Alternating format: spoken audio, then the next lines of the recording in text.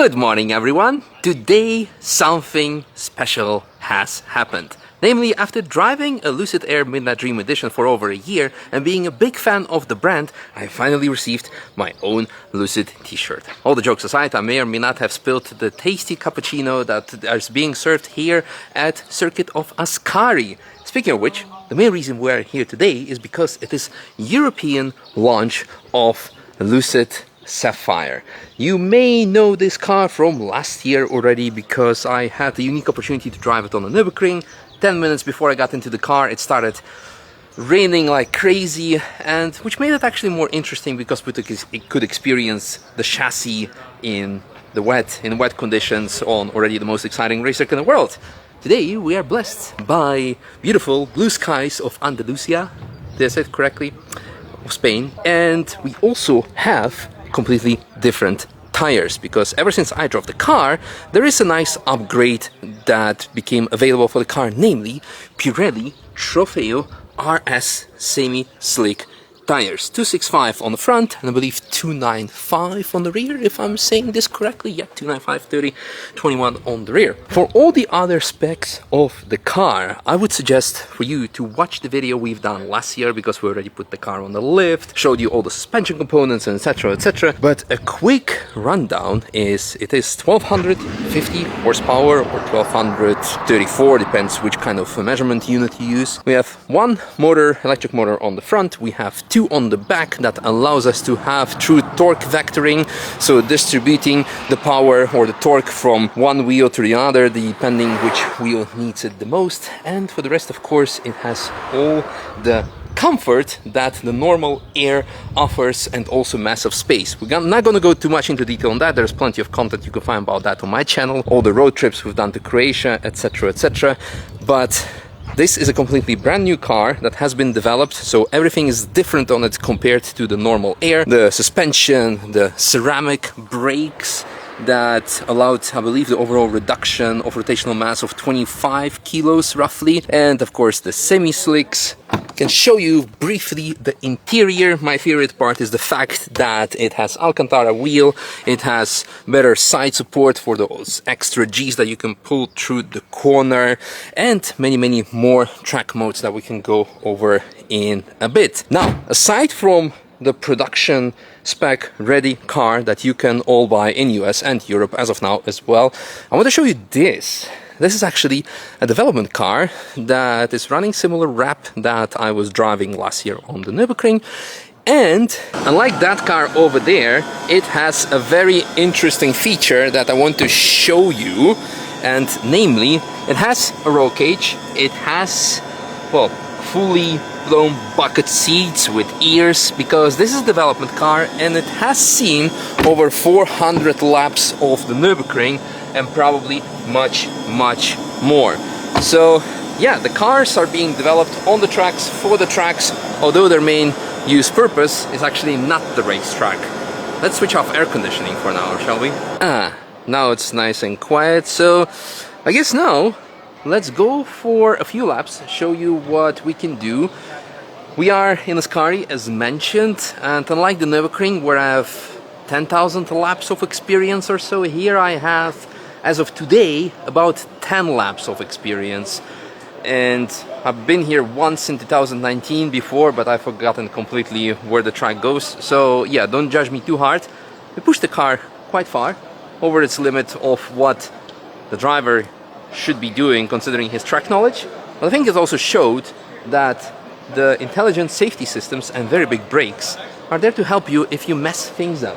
So anyway, let's hop in and go for a few laps. And after that, hopefully go for some laps of the Nürburgring, but that's something for future content. Yeah! Before we go for our drive, I would like to walk you through the modes that we will be using, and for that, I'm joined by David Lichtwald, who is head of chassis... Vehicle Dynamics, yes. So all the passive handling of the chassis is thanks to him, basically, and of course his team. Yeah, definitely. The team. Team effort. Big team effort, but he can tell us a lot more about the modes that we will be using for now.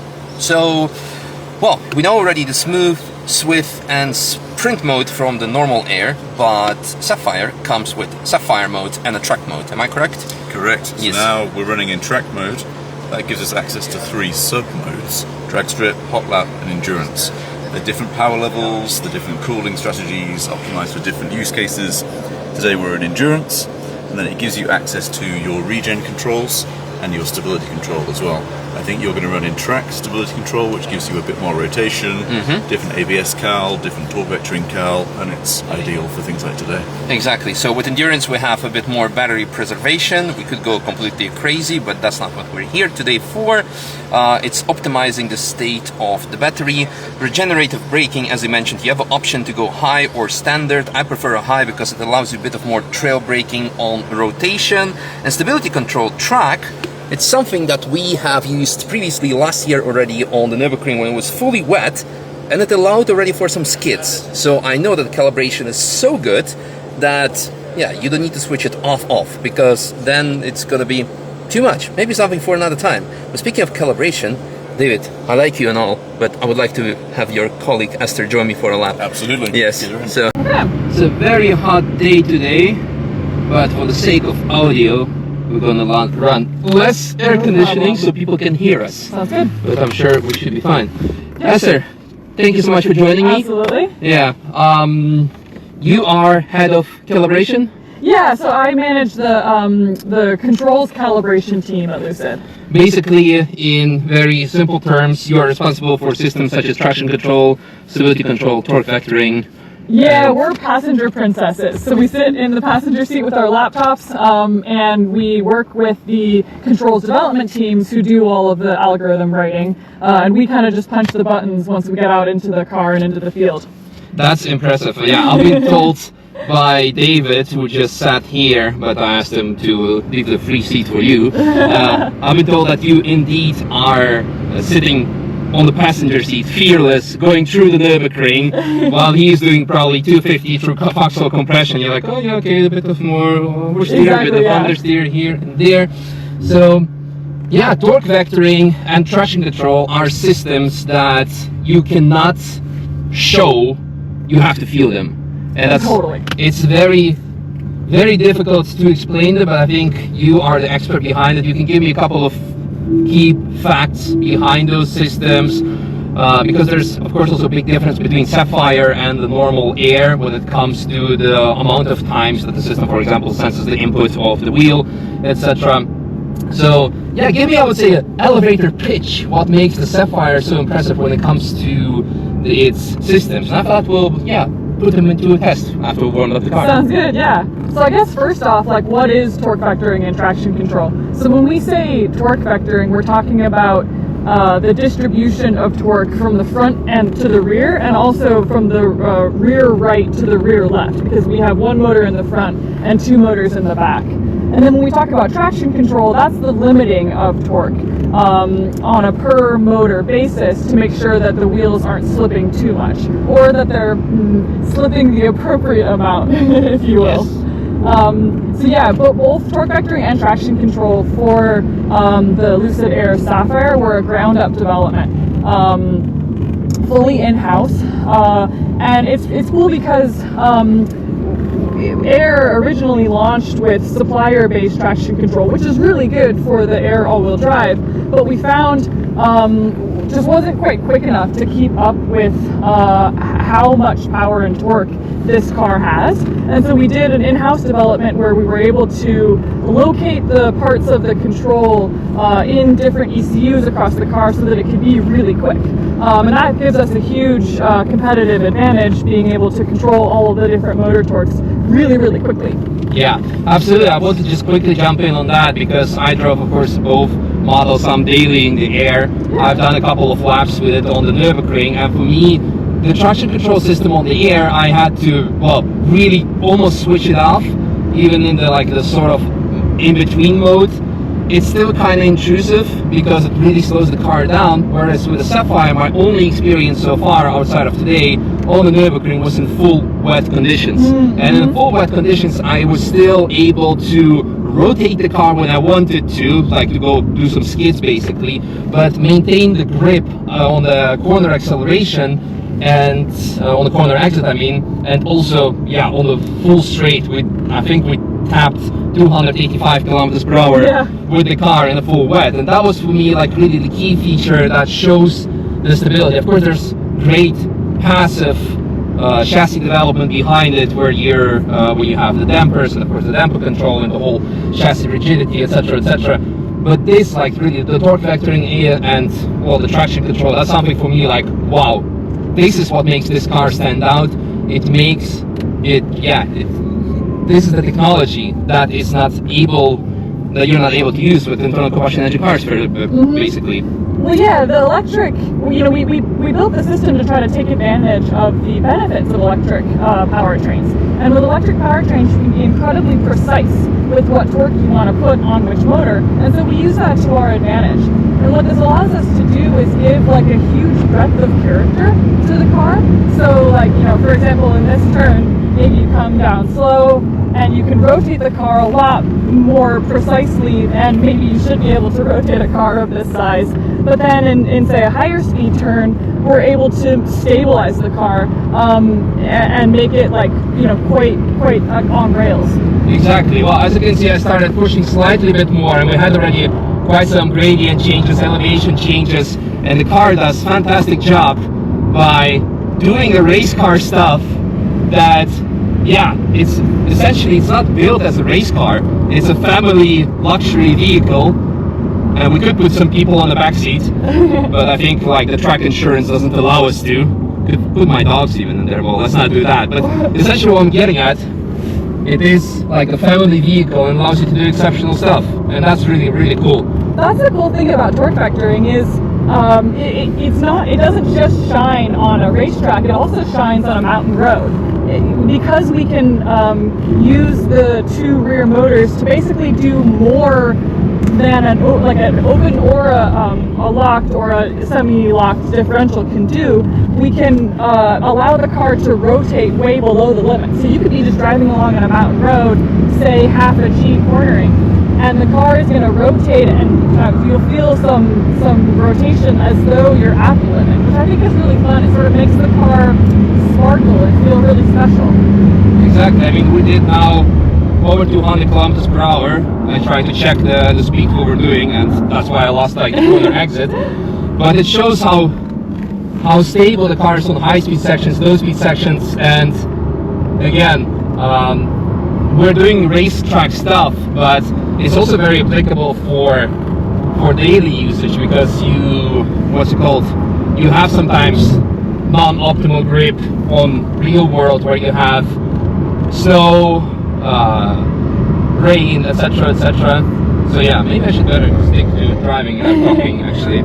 Yeah, you mentioned snow. We've spent a lot of time tuning this car in snow as well, and not that anybody would take this car on gravel or on snow all that often, but if they do, it's really good actually. And again, because we have precise control of the motors, and because we've worked really closely with the dynamics engineers to tune the torque controls in conjunction with tuning the rest of the chassis, we've been able to create this really cohesive system that shines whether it's rain or shine.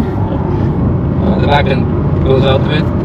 No, it's fantastic, and I really love how you're just sitting on the passenger seat and just like talking me through all of these features. So you have lots of trust in your own product, I would say. Usually people will be like, oh, let me out. Yeah, I mean... You've done probably much crazier stuff than this. I was saying earlier... When you're doing like calibration on the Nürburgring, it's much more tricky and dangerous than on an open track as a Ascari, but it's really nice. No, I really enjoyed it. So speaking of the Nürburgring, I believe you just came back recently from it, or have you been there a couple of times? Yeah, absolutely. We were there last week. What's your favorite section? Oh gosh, I don't know. Some of the Ardno Forest sections are maybe more similar to places that we've been before, but I think the end of the track is really special because it's, at least, I'm talking from my perspective as a calibrator, I'm always looking for new challenges to try the car on and see how we can maybe poke holes in it and make the car better. And the elevation and bumps of the end of the track, combined with cornering, are a real challenge that force us to make changes with the car that maybe we wouldn't make otherwise. made it. Nice, on the pavement, yeah. Beautiful. So we took it really to the limit, and now we can do a nice and easy cool down. Yeah, exactly. So yeah, traction control works, torque vectoring works, ABS works. ABS works, Even yeah. if you go over the limit, it's there to stop you. Yeah. Perfect example. Well, that's the other kind of fun thing about this is it's the breadth of character. Like, you know, we can have a mode where you can totally hang the back out and be super sideways, and then we have a comfort mode with the full stability control that is like totally a cruiser mode. I mean, we daily drive these to the places that we have to test, so we don't like put them on trucks very often. We just pack all of our suitcases, a set of tires, like whatever you need, in the car, drive it there perfectly comfortably with, you know, a pretty long range on electric battery, and then get to the track and do what we need to do. Pack it up and go home. Amazing. No, I'm impressed. I'm very much looking forward to drive the track on the Nürburgring next. Because home turf. Exactly, because as you can see, I'm not really familiar with the track. I've done about like 10 laps before I got in the car with you, so there's a lot more to learn, and the car is so well set up that it encourages you to go faster, but you should not be doing it if you don't know what to do. But if things go, like if you go over the limit slightly, the systems are there to catch you, as we just seen now. It really is impressive to see like how quick also the car stops and also how it rotates. So again, really nice. Yeah, looking forward to drive it on the ring, and it's been a fantastic day for me. Oh good, I'm so glad. Yeah, we're really proud to, you know, we poured so much of our DNA into this car, and we're really proud to show it off to people and to show that this is what it means to drive a Lucid. Yeah, and at the end of the day, like what I'm really impressed by is the fact that Air was already over-engineered for the use case scenario that's made for, which is basically daily driving, the amount of performance that it offers. This is really over-engineered, because why would you have 1250 horsepower in the family sedan and all these fancy control systems? Well, because you want to create the best car there is. Yeah, no, again, we're kind of, this is a car that shows off what we can do, and we're really proud of the work that we've done here, and we're excited to continue to carry on what we've learned from developing this car into new models. You know, all of the software that we, software and the sort of hardware developments that we've done for this car are lessons that we now have learned and lessons that we can apply, and code bases that we can apply to future products. Yeah, exactly. And it shows how fast, well, this moment as we're passing this section, it shows how fast the car is gaining speed. And if you do not brake in time, because you're used to from other cars, for example, yeah, you will be way too late. No brakes are going to save it. It's because how fast this car is. You really need to adapt your driving to it. And yeah, sometimes you get carried away by how easy this car drives. That is one thing we've learned, is to move the brake markers up. Yes.